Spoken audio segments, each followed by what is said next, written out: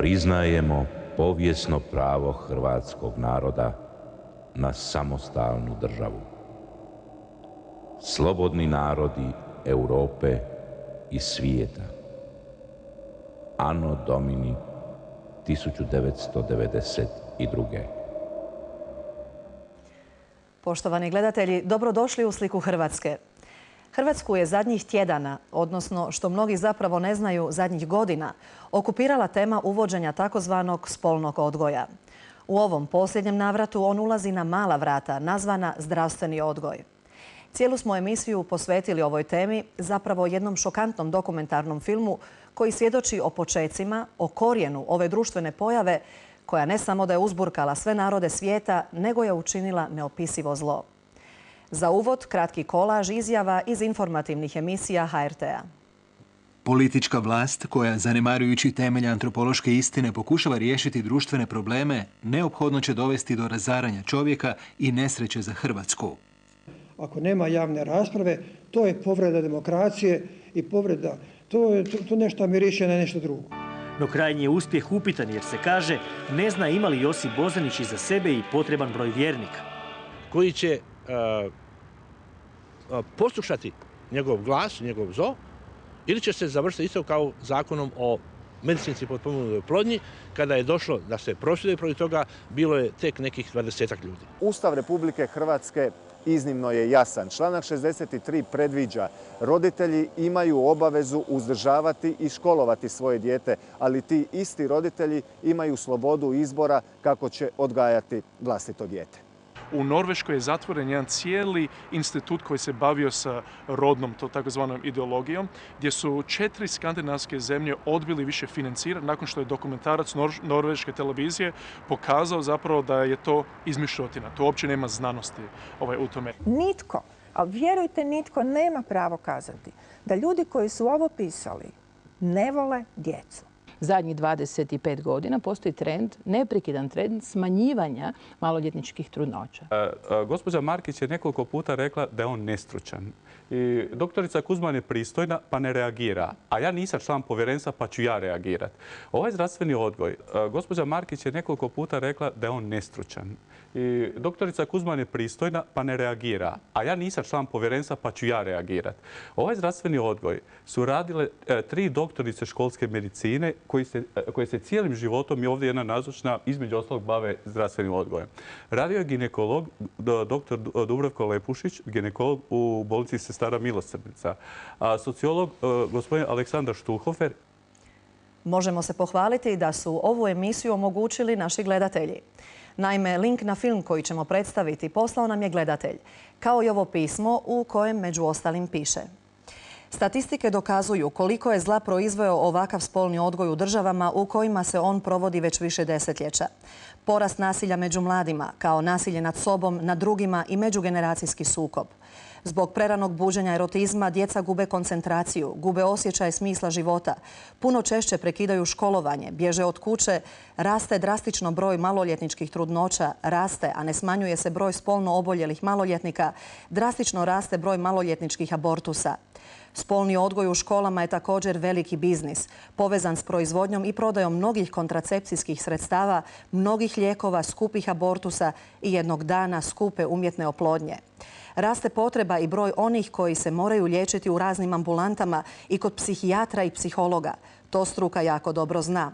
Nevjerojatno raste i širi se seks tržište jer zbog teškoća u pronalaženju seksualne satisfakcije mladi i oni malo stariji traže sve više kreativnosti i perverzija.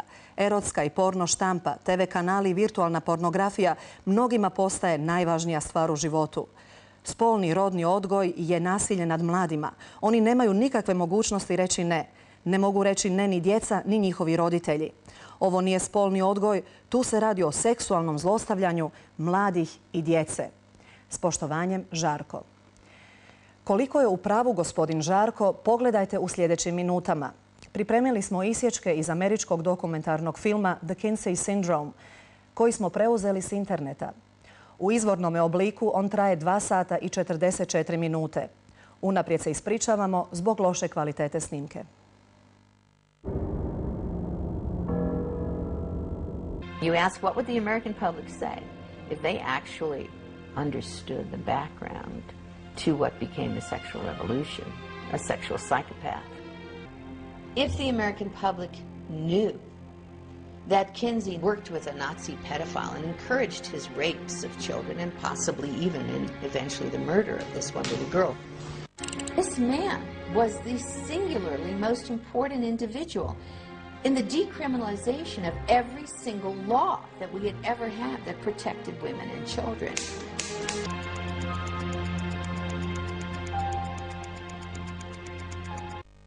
The number of victims of childhood sexual abuse and molestation grows each year.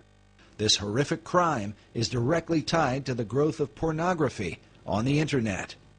They went on to say that research reveals that 77% of child molesters of boys and 87% of child molesters of girls admitted imitating the sexual behavior they had seen in pornography they had watched. Basically, people that watch porn acted out. And so with the pedophilia, sure, people are going to see it and they're going to act it out.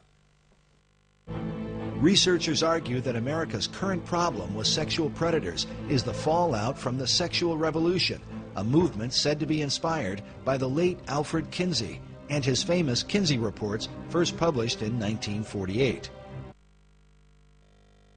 Based upon his fraudulent data, and he was directly involved in those changes. The late Norman Dodd was the director of research for the Reese Committee. In an interview recorded shortly before his death, Dodd stated that part of what the committee had learned was that the objective of the Great Foundations was to remove America from the values on which she was built, and to do so through the education system. Dodd's testimony becomes an important issue when considering the direct impact of Kinsey's research on sex education in America. According to his fellow researchers, the reason for this dramatic difference is because Kinsey manipulated the data, including men from America's prisons, as part of the regular male population. He wrote that he found 1,300 to 1,400 sex offenders that he used as his normal male population. What? In addition to the convicted sex offenders, Kinsey included regular prisoners who were serving time for other offenses, along with 199 sexual psychopaths, all mixed together as part of the regular male population and presented to the American people as the average American male. In this interview for the documentary titled 1 in 10, listen as Paul Gephardt, who was one of Kinsey's co-authors and a member of his original team, admits to the high percentage of prisoners and their impact on Kinsey's data. With these poorer, lower educational level samples. And when I say poorer, they had, for example, 55% were prison. 55% were prison. Along with bootleggers, gamblers, male prostitutes, ne'er-do-wells, pimps, thieves, and hold-up men. All this according to his own report. Kinsey used similar tactics to redefine the average American female. In fact, prostitutes were a subculture that Kinsey specifically sought out, mixing them in with the regular female population. Kinsey went on to report that an incredible 87% of unmarried women were having abortions, while 25% of married wives were also aborting. It was these high percentages, shocking even by today's standards, that would help to legalize abortion in the years that would follow. Furthermore, should Americans trust information about child sexuality from child molesters who were raping kids? As Dr. Bancroft has admitted, Kinsey's pedophile data directly impacts sex education in America. The specific findings about these children are totally irrelevant to modern sex education. But where did Kinsey get his information? Did it really come from just one man? The allegedly lone pedophile that Bancroft and the Kinsey Institute point to was known as Mr. Green in Kinsey's research. His real name was Rex King, a man who kept written diaries in which he claimed to have molested more than 800 children. Like most pedophiles, King was never caught and never served a day in prison. The Kinsey Institute usually presents King as a man who simply kept meticulous records and mysteriously came into contact with Kinsey. Dickinson had collaborated with the pedophile for several years and taught him how to record his child abuse in scientific detail. He told him how to measure things and time things and encouraged him to, he knew he was going to do his ordinary behavior anyway. Dickinson couldn't have stopped him from being a pedophile. But he said, at least you ought to, do something scientific about it, so it won't be just your jollies, it'll be something worthwhile to science. So he gave him some training by letter and correspondence. Gephardt has also admitted that Mr. Green's child abuse data played an important role in the Kinsey Report's view of child sexuality. Gephardt said, Green contributed a fair amount to our knowledge and medicine's knowledge of sexuality in children. We made our point that children are sexual from birth. A Kinsey biographer who is one of the few people who have been allowed to view Kinsey's private records. Speaking about their practice of keeping files secret, Hardy said, "The Kinsey Institute is nervous people will read the journals. Rex King described having sex with this little girl, this little boy. I think the Kinsey Institute felt right-wing figures would pluck out things. I think they are right to keep them under cover. There are descriptions of King buggering boys nigh on 13 who doesn't enjoy it. I mean, it's quite sort of harsh stuff, some of it." Kinsey's tables 31 through 34. He documented the timed orgasms of children as young as 2 months old, recording their responses down to the 10th of a second. The findings are so extreme that one child, a 4-year-old, is said to have had 26 orgasms within a 24-hour period.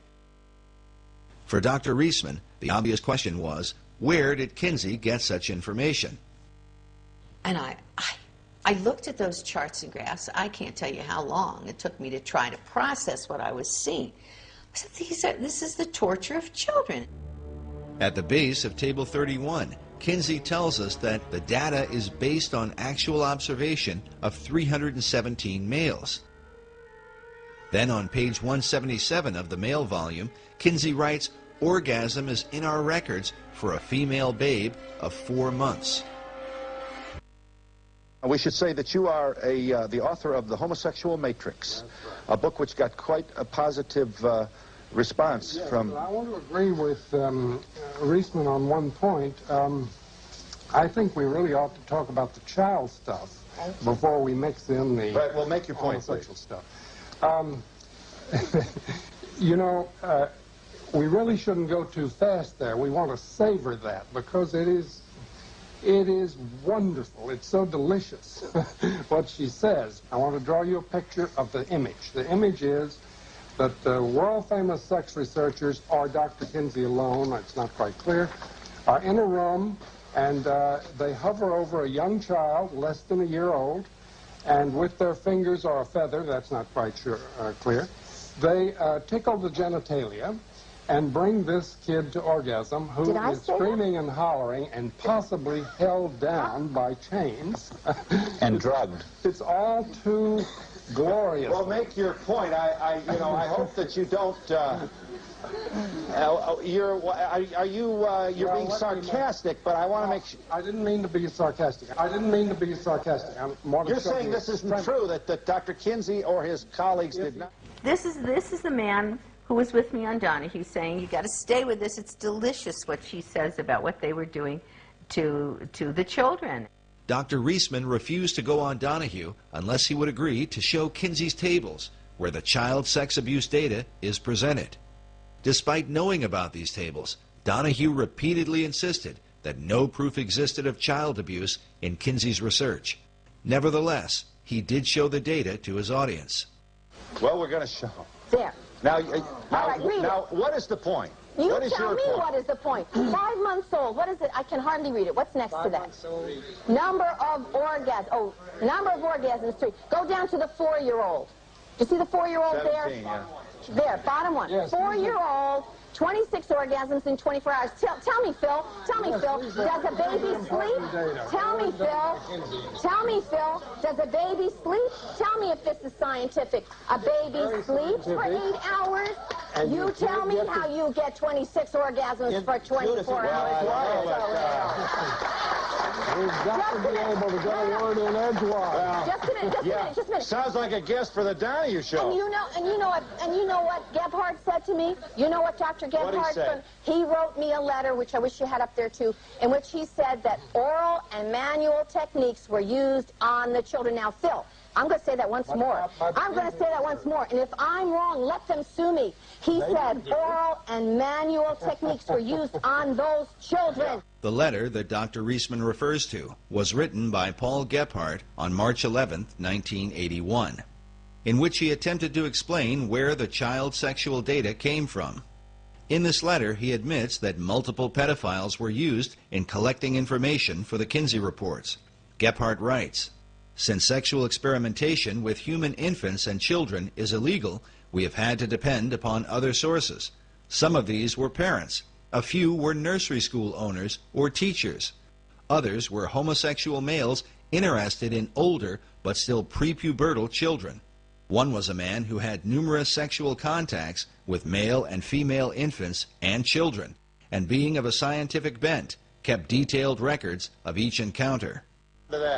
She's talking about data that came from pedophiles, that he would listen to only pedophiles who were very careful, used stopwatches, knew how to record their things, did careful surveys, and these she resents very much, but they're very important. So he interviewed people who were known criminals. I assume, were they in prison at the time? Oh, certainly not, but they were, in her sense, criminals because they were pedophiles, but they were trained Oh, in her trained sense, observers. they were criminals because they were pedophiles. They They're were raping trained children and they're not observers. criminals. You're going to defend Nobody that. was raping children. What they were do you doing... call sexually, manually, and orally abusing a baby, and you're a bloody pedophile?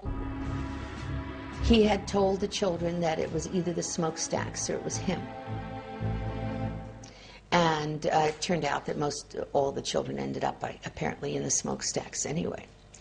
Post-World War II, he was highly placed in civic government, and he was arrested for this possible murder and being investigated. And in the process, they found that he had been corresponding extensively with Kinsey, that Dr. Kinsey had warned him to be aware and careful of the authorities so he shouldn't get caught.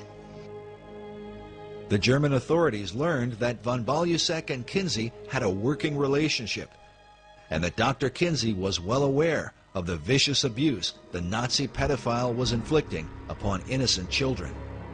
Media documented the story heavily. The American press, under the powerful influence of the tax-exempt foundations, gave almost no attention to the story, even though Kinsey's research, which had turned the country upside down, was almost certainly based in part on the sexual abuse done by a Nazi pedophile during the Second World War.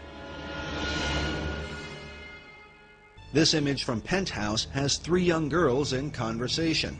The one with the candy cane says, "Yeah," and he gives you one of these just for straight sex, no deviations. This Playboy image is of a young girl putting her dress back on. She says to the older man in the bathrobe, "You call that being molested?"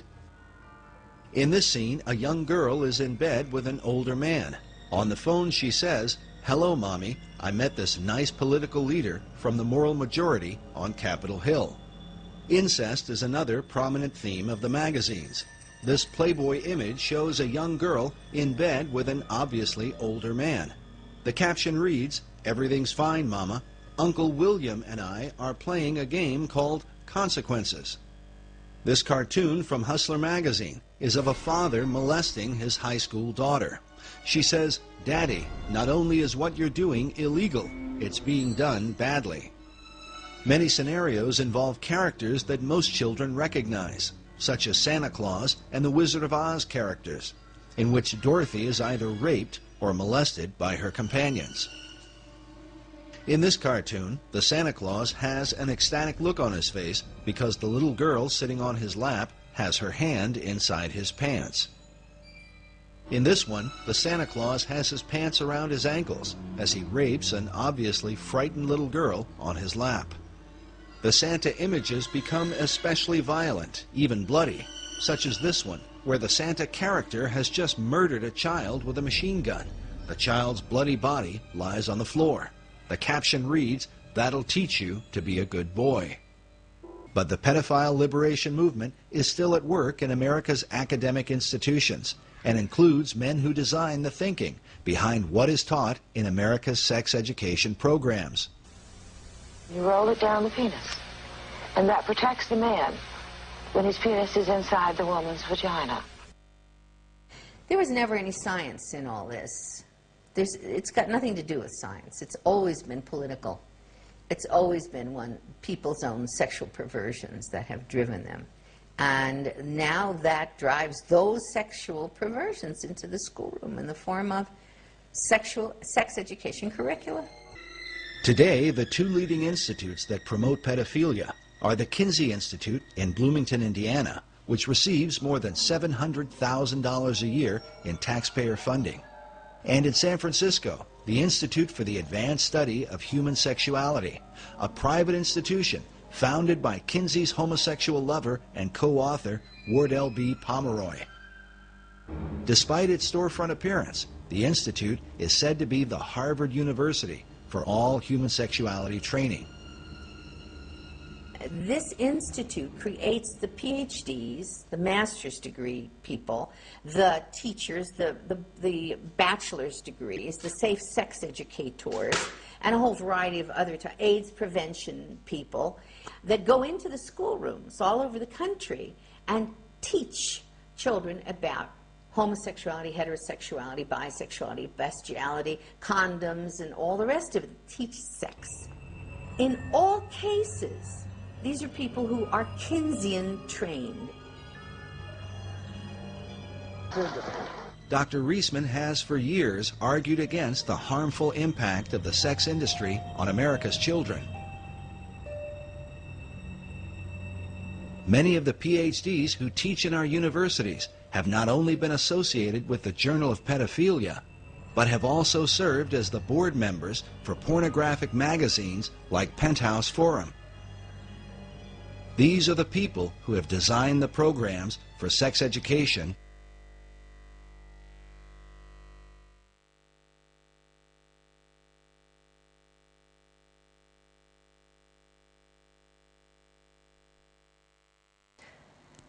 Roditelji u Hrvatskoj traže pravo na izbor. U 21. stoljeću pravo za izabrati bolesne i zločinačke namete seksualnog manijaka i pedofila. Tako barem kažu u ovom dokumentarnom filmu. Pedofilija je u Hrvatskoj kazneno djelo. Kinsey i njegov institut otvoreno su bludili nad djecom.